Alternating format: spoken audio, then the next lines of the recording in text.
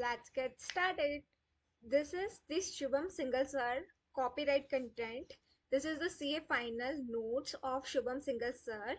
We student hereby try to recap all the things, and I'm recording simultaneously and preparing the same recording because I thought that my reading will be more effective if somebody is listening to me. Alright, and if you are watching the same, then please make sure that this is a copyright content.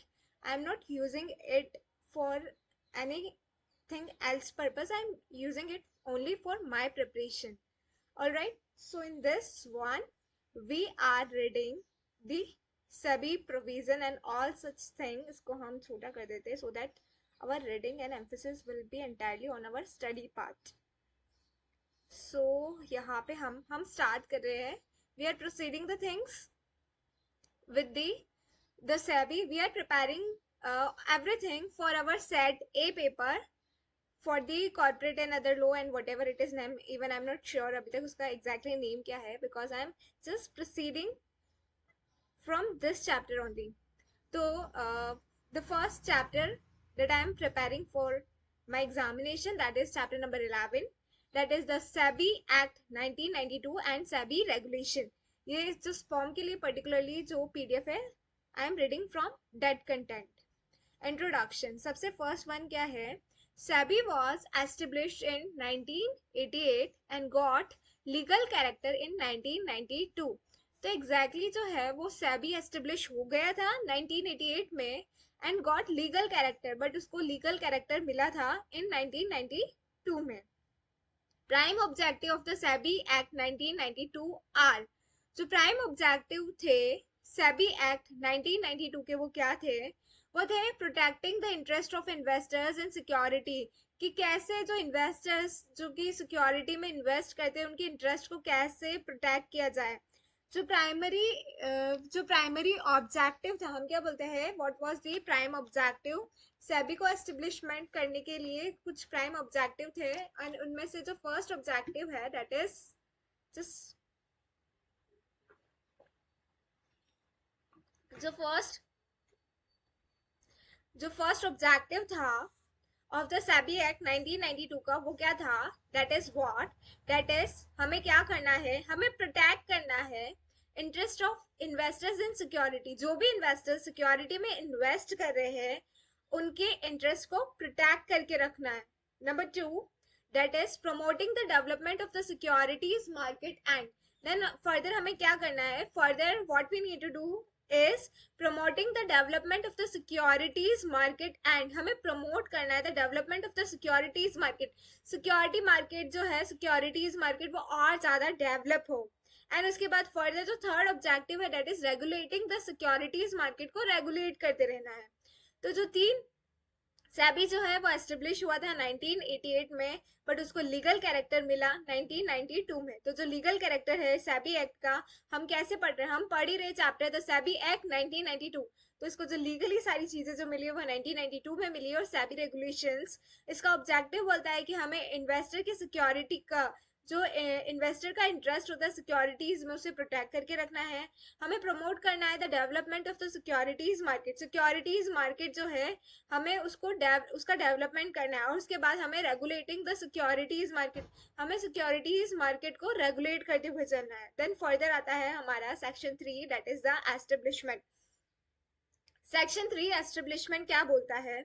Section 3 establishment किस बारे में बात करता है? Body corporate, perpetual succession, common seal, hold property, sue और be sued.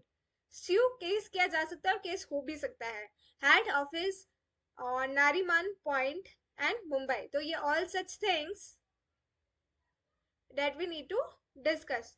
तो section 3 किस बारे में बात कर रहा है? सेक्शन 3 बोलता है about something relating to the establishment से body corporate, perpetual succession, common seal, hold property, sue और be sued, head office, Nariman point, Mumbai. कब आया था सेबी एक्ट? 1992 में. सेबी रेगुलेशन 1992. उसके बाद कुछ ऑब्जेक्टिव्स बता रखे हैं, कुछ मतलब 3 ऑब्जेक्टिव्स बता रखे हैं सेबी एक्ट 1992 के। हमें इन्वेस्टर्स का जो इंटरेस्ट होता है सिक्योरिटीज में, उसको प्रोटेक्ट करके रखना है। हमें डेवलपमेंट, हमें प्रमोट करना है, डेवलपमेंट करना है किसका, सिक्योरिटीज मार्केट का, और हमें उसे रेगुलेट करना है। उसके बाद सेक्शन 3 एस्टेब्लिशमेंट में बताते हैं कि बॉडी कॉर्पोरेट क्या है, perpetual succession, common seal, hold property, sue और be sued, head office, Nariman point, Mumbai and everything. उसके बाद फर्दर डिस्कस किया जाता है दैट इज सेक्शन 4 कॉन्स्टिट्यूशन के बारे में। सेक्शन 4 कॉन्स्टिट्यूशन किस बारे में बात करता है, general superintendence, direction and management of affairs. जो सेक्शन 4 है दैट इज द कॉन्स्टिट्यूशन।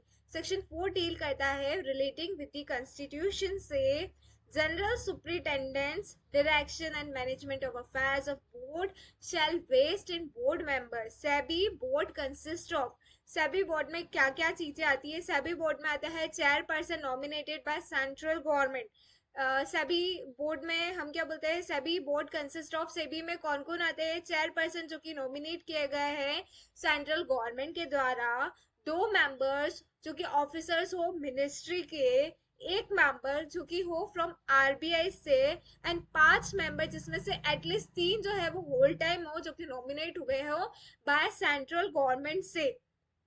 तो सेक्शन 4 किस बारे में बात करता है, सेक्शन 4 जो है वो कॉन्स्टिट्यूशन के बारे में बात करता है। उसमें भी फर्दर जो डिस्कशन किया जाता है, general superintendence, direction and management of affairs of board shall vest in board members. SEBI board consist of, उसमें कौन कौन से पर्सन आते हैं, चेयरपर्सन आते हैं विच is nominated by the central government, chairperson आते हैं जो कि कौन किसके द्वारा नॉमिनेट हुए हो, बाय द सेंट्रल गवर्नमेंट के द्वारा, 2 मेंबर जो कि ऑफिसर्स हो मिनिस्ट्री के, एक मेंबर हो आरबीआई का, 5 मेंबर हो जिसमें से 3 होल टाइम डायरेक्टर हो which is nominated by the central government.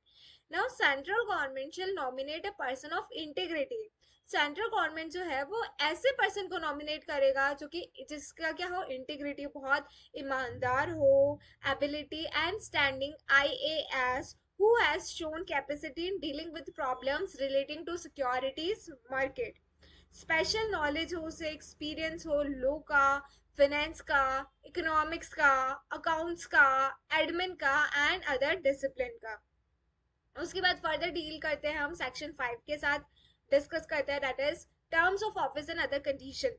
what will be the terms of office and other conditions, क्या होगी, terms of office for chairperson and whole time members। तो what will be the terms of office क्या होगा for chairperson and whole time members के लिए, 5 years, eligible होगा for reappointment, not hold office after the age of 65। Not hold, office को hold ना करना, office को होल्ड नहीं करना है आफ्टर द, इफ यू मतलब आफ्टर द एज ऑफ 65 के बाद ऑफिस होल्ड नहीं कर सकते हैं। तो what will be the terms of office and other condition, क्या terms of office for chairperson and whole time members के लिए, 5 years और एलिजिबल होगा for reappointment, and not hold office after the age of 65 के बाद आपको office hold नहीं करना है। उसके बाद central government shall have right to terminate, central government के पास राइट होगा कि राइट टू टर्मिनेट के लिए होगा, सेंट्रल गवर्नमेंट के पास हम क्या बोलते हैं, सेंट्रल गवर्नमेंट के पास that the same shall have right terminate, termination का राइट होगा, chairperson and 5 members who is appointed by central government. तो central government shall have right to terminate, central government अगर चाहे तो वो निकाल देगी, टर्मिनेट कर देगी chairperson and 5 members appointed by the central government, chairperson और 5 मेंबर जो कि अपॉइंट हुए हैं सेंट्रल गवर्नमेंट के द्वारा। तो at least 3 whole time nominated by, तो 3 जने तो सेंट्रल गवर्नमेंट ने यहाँ पे सेलेक्ट किए हैं, 3 chairperson nominated by central government, 3 4, और वो बोल रहे हैं कि 5 मेंबर्स जो कि सेंट्रल गवर्नमेंट ने किए हैं, 5 मेंबर्स कहाँ है, हम ट्राई करते हैं that we can identify 3 members वो यहाँ, at least 3 whole time nominated by central government, 1 person ये हो गया, 5 person कैसे पता नहीं, chairperson and 5 members appointed by central government at the time before expiry of tenure by notice greater than equal to 3 months in writing, notice देगी 3 महीने और उससे ज़्यादा in writing, और 3 months salary in lieu thereof, right to relinquish chairman or all other members 3 month notice in writing, central government। Now come the section number 6, that is removal of members। कैसे removal किया जाएगा, members को कैसे हटाया जाएगा। Central government shall have power to remove any member after reasonable OBH if he I am of abused. ये क्या है सर, मेरे को कोड यूज किया है लगता है। Central government shall have power to remove any member, central government के पास रिमूवल ऑफ मेंबर्स में क्या बात किया जाता है, सेंट्रल गवर्नमेंट के पास पावर होगी कि वो रिमूव कर सकती है किसी भी मेंबर को after reasonable this if he is this adjudicated insolvent. Central government के पास पावर है, वो किसी भी मेंबर्स को रिमूव कर सकती है। इसका कोई पर्टिकुलर कोड वर्ड होगा अगर वो एडजुडिकेटेड इंसॉल्वेंट हो जाता है, मतलब यूजुअली इन पर्सन को हम कंटिन्यू नहीं करवाते हैं,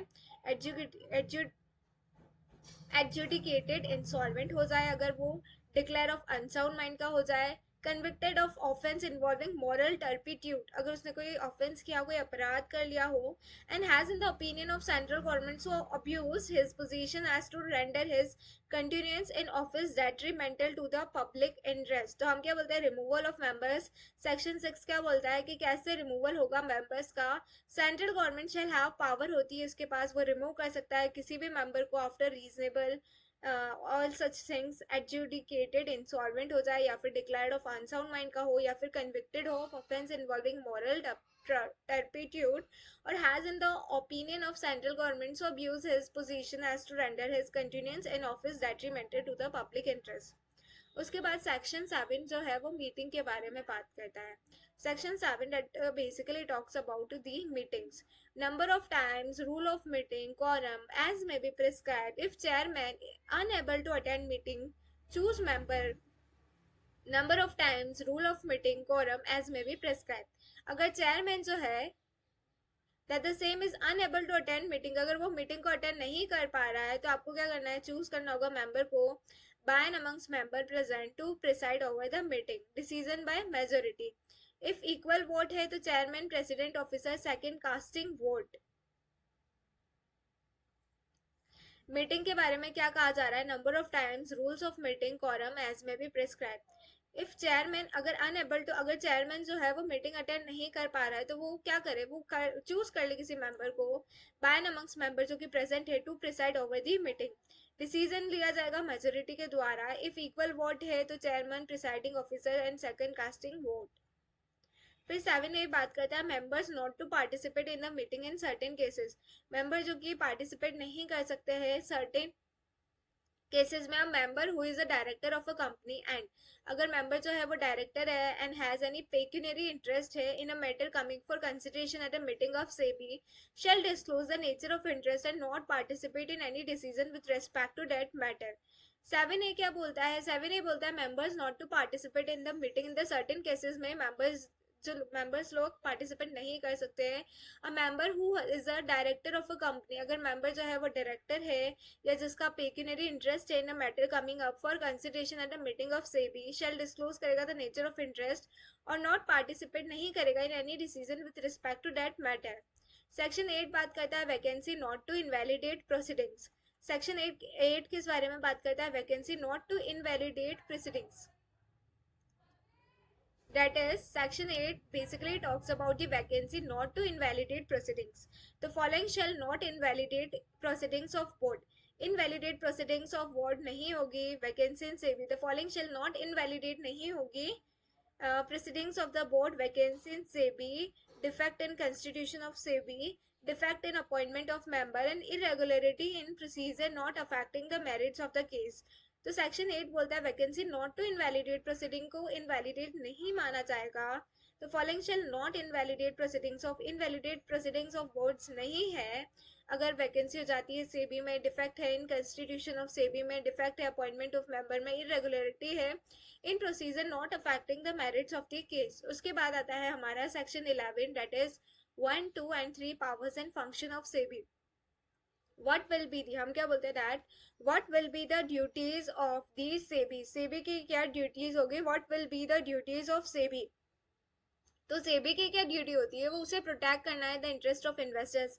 अगेन वही तीनों चीजें बातें कर रखी है जो कि हमने ऑब्जेक्टिव में पढ़ा था कि वही ऑब्जेक्टिव है, वही ड्यूटी है क्या। प्रोटेक्ट करना है इंटरेस्ट ऑफ इन्वेस्टर्स का सिक्योरिटी में, अगर इन्वेस्टर्स का इंटरेस्ट है तो उसे हमें प्रोटेक्ट करते हुए चलना है।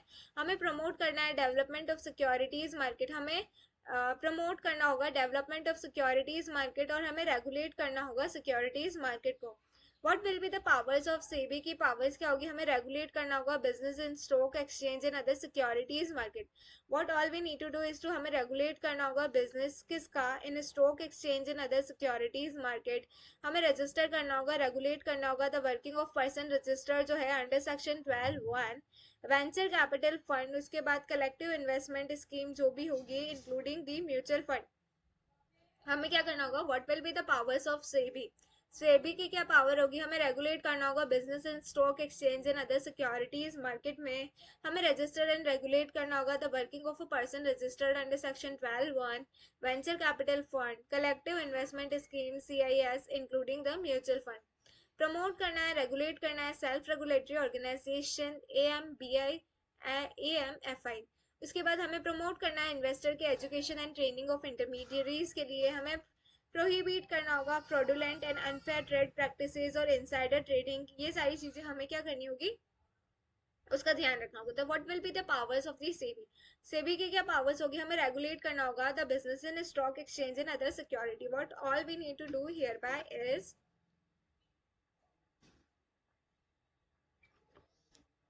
what all things we need to taken into consideration, that is हमें रेगुलेट करना होगा business in stock exchange and other securities market. हमें रजिस्टर करना होगा, रेगुलेट करना होगा the working of person register under section 12(1), venture capital fund, collective investment scheme including the mutual fund. Promote करना होगा, रेगुलेट करना होगा सेल्फ रेगुलेटरी ऑर्गेनाइजेशन को। प्रमोट करना होगा investor education and training of intermediaries. Prohibit करना होगा fraudulent and unfair trade practices and insider trading. Regulate करना होगा substantial acquisition of shares and taken over of company. Call information conduct inquiry inspection audit recognise stock exchange mutual fund intermediary associate person. For inquiry investigation by SEBI, call information from bank and other central government, state government authority. फिर हमें call करना होगा again information और provide information for prevention and detection of violation of securities laws from SEBI counterparts in India, outside India, prior approval of central government. उसके बाद हम क्या बोलते हैं, पावर्स क्या होगी, as per the SCRA 1956, levying fees and conducting research for the purpose of this section other prescribe functions. तो ये सारे जो है दीज आर दी पावर्स, ये सारी की सारी पावर्स है, these are what, these are the powers of the SEBI, security exchange board of India की पावर्स है। Power to inspect the listed company in case of listed company or a public company which intend to get its security listed where board has क्या reasonable उसके पास grounds है to believe that such companies indulge in insider trading में indulge है क्या, fraudulent and unfair trade practices में है क्या।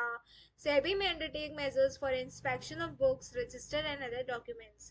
What will be the powers of civil court exercisable by SEBI similar to this? Refer chapter number 9। उसके बाद आता है section 11 subsection 4, what will be the powers of SEBI की क्या powers होगी ड्यूरिंग द इंस्पेक्शन और इंक्वायरी वाले time. तो with an intent to protect the interest of investors और सिक्योरिटीज मार्केट, सेबी में during the pendency of inquiry or inspection on completion of such inquiry or inspection pass the following orders. I am as 2AD access, this is the code word of sir notes.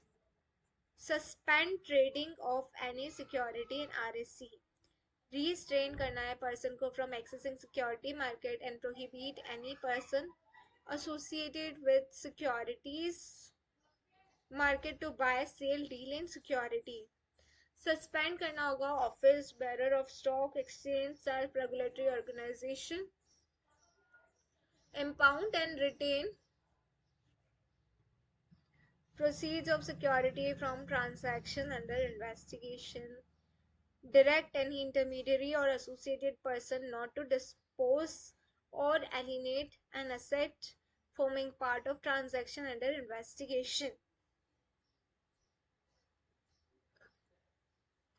Attach करना होगा for less than 90 days bank account or other property so far it relates to proceeds actually involved of any intermediary or any person associated with security market and involved in contravention of act rules, etc. Provided that within 90 days, board to obtain confirmation of special court section 26A on such confirmation attachment to continue during pendency of proceedings. Measure under clause D, E, and F against listed company, public company intent to get tested may be taken only if IT or FUTP involved. Then disgorged funds shall be credited to this and utilized by board as per regulation. 11A, that is a regulation or prohibition of issue of prospectus. For the protection of investors, SEBI may regulate कर सकता है the matters जो कि related हो to the issue of capital, transfer of security and other incidental matters and manner of such disclosure. Prohibit and restrict कर सकता है company from issuing prospectus, offer documents or advertising soliciting public money. 11AA बोलता है collective investment scheme. CIS means कोई सी ऐसी schemes or arrangements this under which P Modi is profit movable or immovable. No, this is something else. CIS मतलब होता है collective investment scheme में any scheme or arrangement under which contribution made by investors are pooled or utilized for the purpose of this. Contribution is made by investors with a view to receive profit, income, produce property. Property contribution investment managed on behalf of investors. Investors do not have control or management over day-to-day operations of S&A. Satisfy such other condition as may be specified.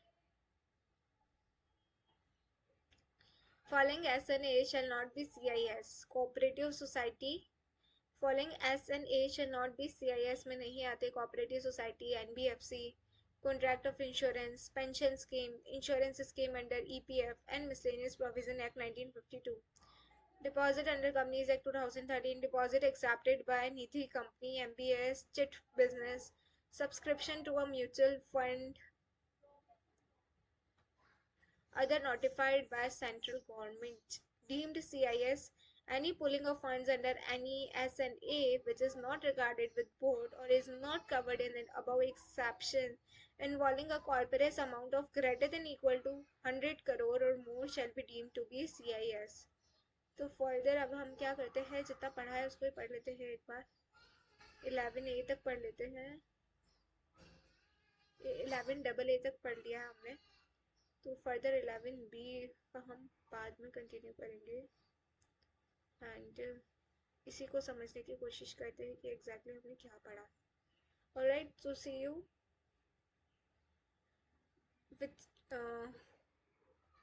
In the next video. Till हम यहीं तक read करते हैं. Alright.